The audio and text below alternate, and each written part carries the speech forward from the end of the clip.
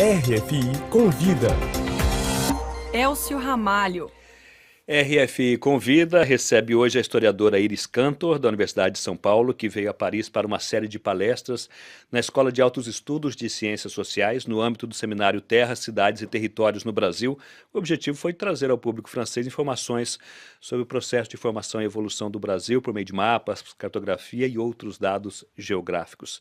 Bom dia, Iris Cantor. Muito obrigado pela sua Bom presença dia. aqui nos estúdios Obrigada da Rádio pelo França convite. Internacional. Diante desse tema abrangente em um território extenso como o Brasil, esse ciclo de conferências foi dividido, em vários temas e cobre um período muito específico, de um século, entre 1750 e 1850.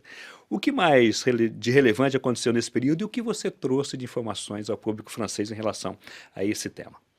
Bom, obrigada pelo convite. Eu fiz 4 seminários na Escola de Altos Estudos e onde eu procurei mostrar um pouco o processo de formação da consciência territorial, da consciência espacial, enfim, como é que foi esse processo de tomada, de consciência do território. Nós temos a presença portuguesa data, do início do século XVI, e o que digamos, em 1750, nós temos já de uma espécie de apropriação, dessa informação geográfica. Como é que os mapas e as crônicas, os roteiros, como é que essa informação foi trabalhada pelos, digamos assim, os agentes e atores, estatais, e como é que a população também percebia o território e projetava, a sua consciência do espaço. Agora, isso se dá, Iris Cantor, por diferentes suportes, A gente fala em cartografia, fala em mapas, mas também há outros tipos Mas de os suportes, suportes textuais são igualmente importantes, então não sei se vocês sabem, mas os roteiros, a publicação de mapas e de roteiros geográficos estava absolutamente proibida pela coroa portuguesa nos territórios ultramarinos e também na própria península. Então, a circulação da informação geográfica ela era muito restrita, somente os agentes públicos e militares tinham acesso a essa informação.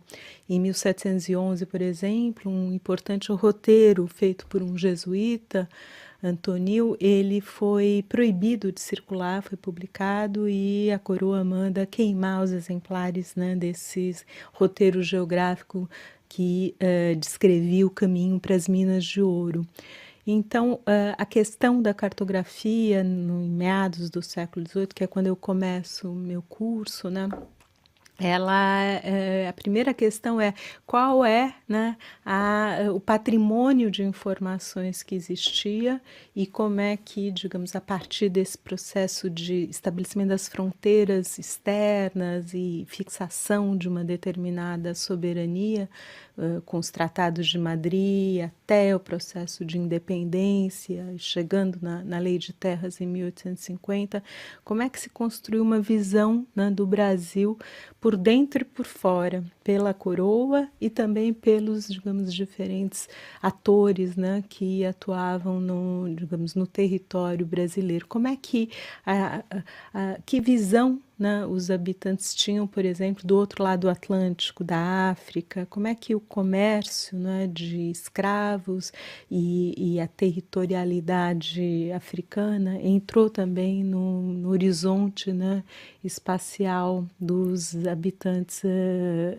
luso-americanos ou luso-brasileiros. E quando você fala diferentes atores, significa a população local, mas também, meio diplomático, militares também, tudo fazia parte desse... Eclesiásticos, exatamente, homens livres pobres, e inclusive a população indígena, Então, a gente tem evidências muito claras nos arquivos, na documentação, que há digamos assim, essa cultura espacial, essa cultura geográfica, e ela era elaborada por diferentes pontos de vista. E no que contribuiu para a evolução, para a compreensão da evolução territorial do Brasil, para a definição de fronteiras e até de nomes também, né? Isso ajuda a explicar alguns nomes, por exemplo, de algumas regiões, de Pois é, estados? o estudo do nome dos lugares é um dos aspectos que eu tenho me dedicado, porque em meados do século XVIII, justamente, o primeiro-ministro Dom José Pombal, ele manda, através do Tratado de Madrid, e, enfim, renomear, rebatizar todas as cidades portuguesas, né, que tinham nomes indígenas, nomes, enfim, ligados à missionação jesuítica. E isso coincide também com o processo de demarcação territorial, né, do Tratado de Madrid, de Santo Ildefonso. Então, há um rebatismo, né, dos nomes, e isso numa escala enfim, continental.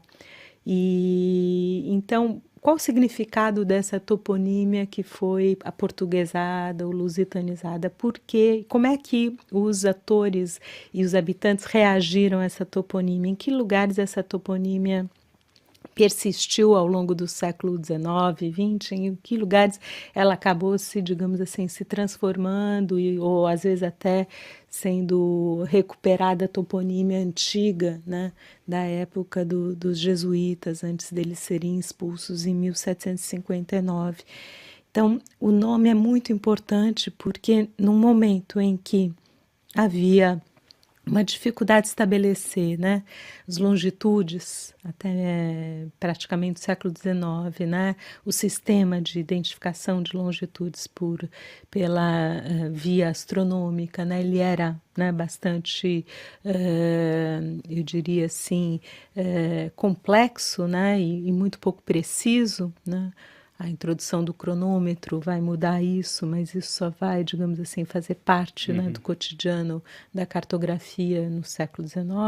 Então, os topônimos eles eram muito importantes para marcar as distâncias, para, enfim, fazer uma espécie de localização, geolocalização, né, no terreno. Então, a toponímia, curioso, porque os militares portugueses, né, que faziam a demarcação, eles resolveram preservar os nomes indígenas, porque os nomes indígenas, sobretudo para os acidentes geográficos, eles diziam muito sobre o meio ambiente, sobre as condições de navegação, sobre problemas, enfim, ligados inclusive a enfermidades ou a mesma existência de produtos importantes para a subsistência das expedições científicas.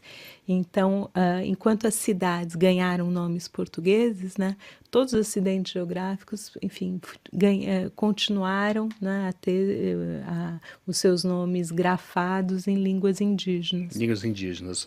Iris Cantor, você é curadora, juntamente com a Júlia Kovensky, de uma exposição atualmente em cartaz no Instituto Moreira Salles, no Rio de Janeiro, intitulada O Mapa de Ivan Marcius, ou Como Escrever a História Natural do Brasil. É uma exposição comemorativa sobre um personagem muito conhecido do público. Do que trata essa exposição e quem foi esse botânico alemão?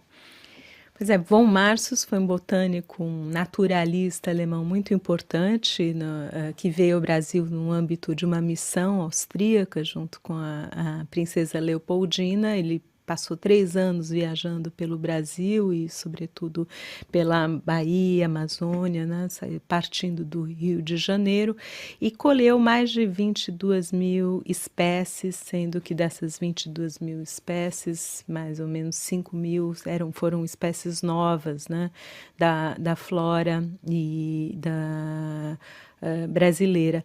Então, o que a gente resolveu fazer, uma coisa inusual, nós resolvemos então trabalhar com um mapa que ele criou, um dos primeiros mapas botânicos, né, do Brasil, a primeira vez que se espacializa 5 regiões, que hoje em dia a gente chama de biomas brasileiros, né, a Mata Atlântico, o Cerrado, Caatinga, a Amazônia e os Pampas, né?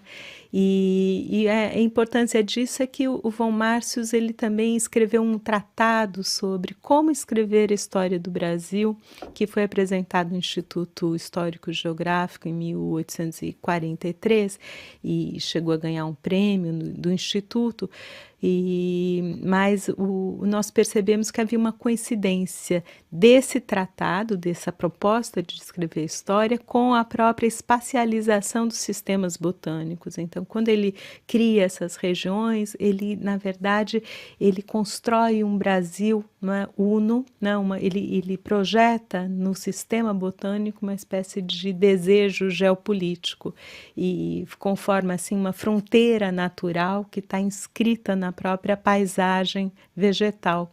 E isso a gente achou curioso, né, e próprio também de uma espécie de sensibilidade romântica, né, que valoriza muito a geografia e a natureza, como, digamos assim, parte da formação do sentimento nacional. Mas von Marschall estava muito preocupado com as revoluções regenciais e, enfim, esse período que surgem, né, enfim, vários movimentos, né, liberais contestando um pouco o poder do Rio de Janeiro, e havia uma ameaça de fragmentação mesmo do território e da integridade política, né, do Brasil. Então, o mapa do von Marschall é um apelo, no fundo, à unidade territorial brasileira. E quem quiser saber mais sobre essa expedição, né, e do von Marschall, é só ir ao Instituto Moreira Salles, no Rio de Janeiro. Vamos lembrar que a exposição está aberta e vai até o dia 16 de abril. E você foi a curadora dessa exposição. Iris Cantor, muito obrigado pela sua participação, pela sua presença aqui no RFI Convida. Muito obrigado pela entrevista. Obrigada, Elcio. Obrigada.